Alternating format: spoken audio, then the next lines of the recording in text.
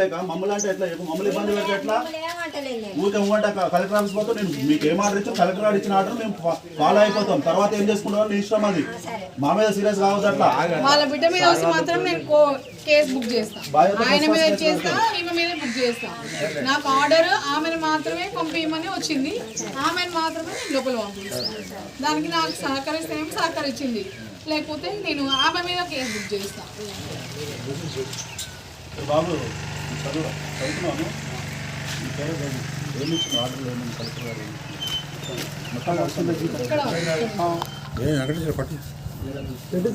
బ్యాంకులో 8,000 ఏమని ఇచ్చారు బ్యాంకులో 8,000 వేస్తుంది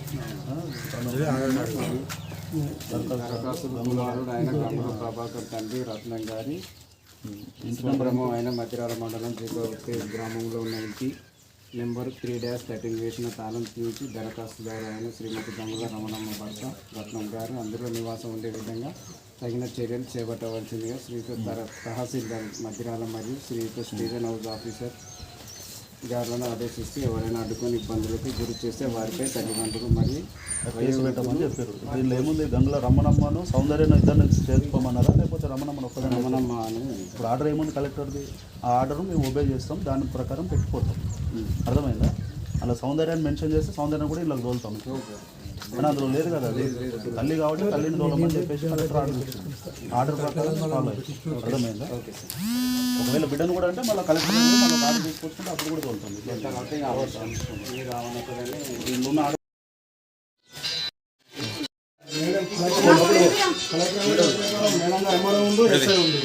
first one day case book చేస్తా ఫస్ట్ సమాజ్ చేస్తే ఆల్ కార్డు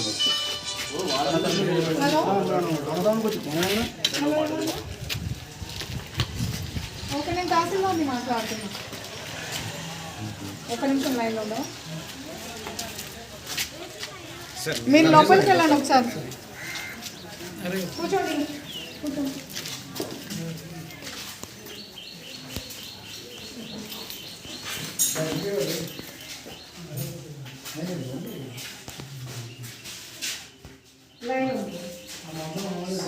సామాన్లు మరియు ఇంట్లో ఉన్నాయి అలా ఓడానికి లేదు ఇది ఒకటే కానీ వీళ్ళ వంట సామాన్ కానీ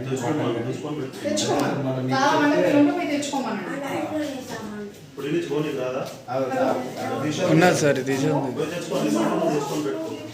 నేను ఇప్పుడు మాట చెప్పాలి ఇబ్బంది కాకుండా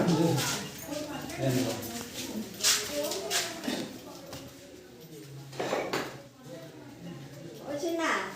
మహేష్ ఓ మహేష్